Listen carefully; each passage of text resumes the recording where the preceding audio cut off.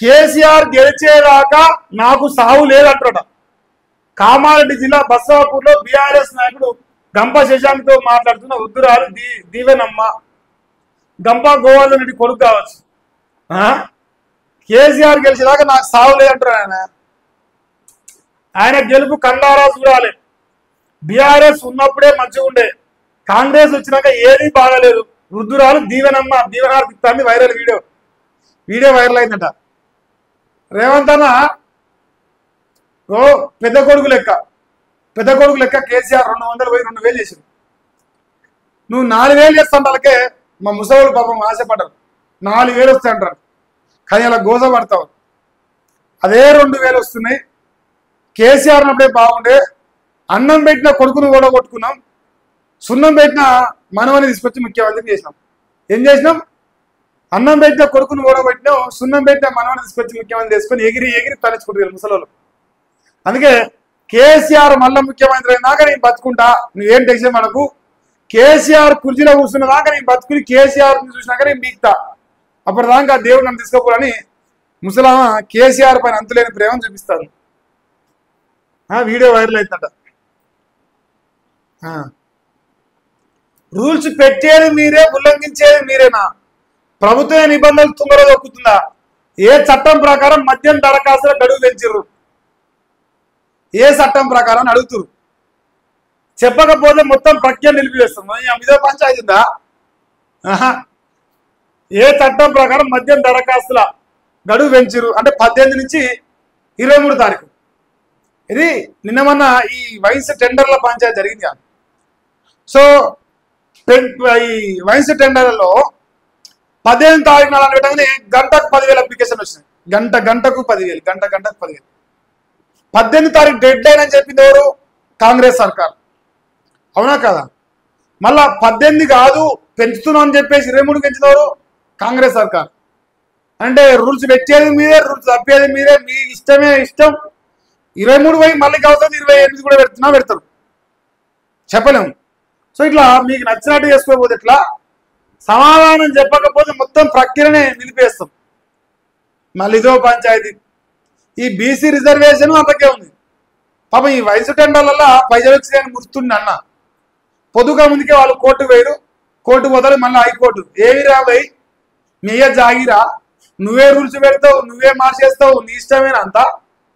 జనం పిచ్చోళ్ళ అని చెప్పేసి మన అమరాబాద్ నల్లవల్ల పులిని హైకోర్టు ప్రశ్నిస్తున్న హైకోర్టుకు మరి రేవంత్ సమాధానం కావాలి. పాస్ అంతే, సమాధానం ఉండదు. ఇంకా ఢిల్లీకి రేవంత్ 55వ పోతుండు. నేడు అస్థిరకు వెళ్ళిన ముఖ్యమంత్రి పార్టీ ముఖ్యులతో చర్చించడం లీకులు. ఏం చర్చిస్తారు తెలుసా? మంత్రివర్గం సంకనాగిపోయింది, ప్రభుత్వం సంకనాగిపోయింది, ప్రజలు ముఖం మీద ఊడ్చుతున్నారు, ఏం చేయాలో అర్థమైతలేదు, ఏ లెవెల్ చాలని అర్థమైతలేదు అని చెప్పేసి చెప్తారు. ఆయన గంటకే ఉంది వాళ్ళ ముచ్చట. 55వ క్రిమినల్ కేసు పెట్టండి. దక్కన్ సిమెంట్స్ డైరెక్టర్ కు తుపాకీ గురిపెట్టిన కొండా సురేఖ కుమార్తె వ్యాఖ్యల ఆధారంగా విచారణ జరిపి నిజాలను నెగ్గి తెల్చండి. జూబ్లీహిల్స్ పోలీసులకు బీఆర్ఎస్ ఫిర్యాదు చేసింది. శభాష్. సుస్మితా పటేల్ మాట్లాడిన దాని ప్రకారంగా క్రిమినల్ కేసులు పెట్టాలి.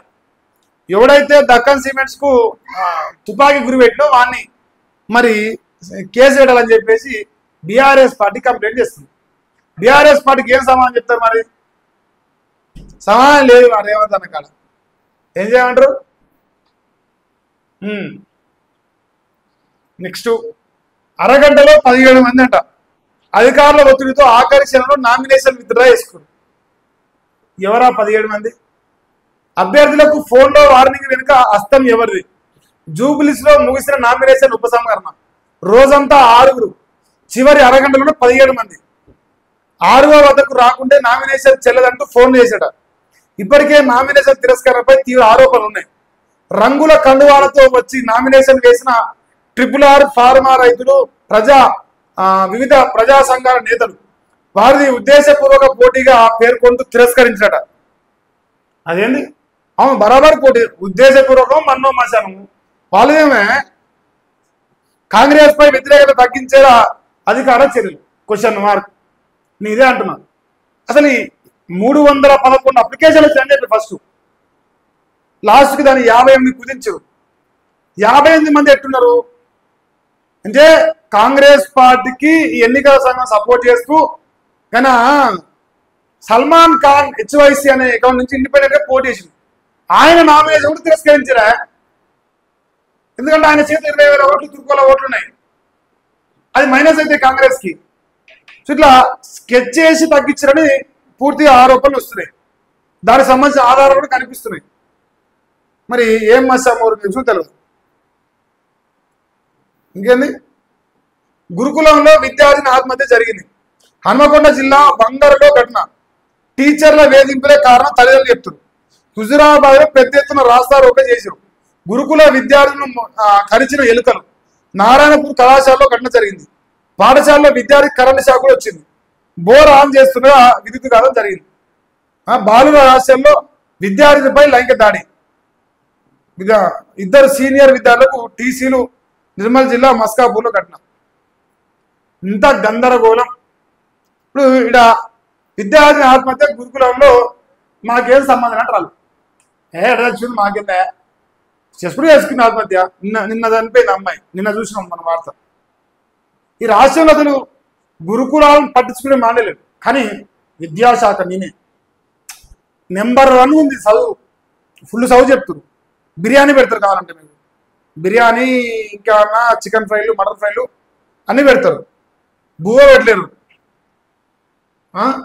9 నెలలైనా ఆచూకీ కనిపెట్టరా. ఎస్ఎల్బిసి ఘటనలో సర్కారు తీరుపై ఎన్హెచ్ఆర్సీ సీరియస్ అయింది. చచ్చిపోయిరా బొక్కలు దొరకవాలి. ఒక మనిషి శవం ఎన్ని రోజుల్లో కూలిపోతుంది? 9 నెలలు ఉంటుందా? బొక్కలు అయితే ఈ పాటకి ఉత్త బొక్కలు తెచ్చి బయట వేయాల్సింది. ఆ బొక్కలన్నది ఏరి అట్లున్నా చూద్దాం. తేలేరు. అయిపోయాయి. వాళ్ళతో ఏం కాదు, మన కూడా కాదు. నీ గ్యారంటీ ఇస్తా.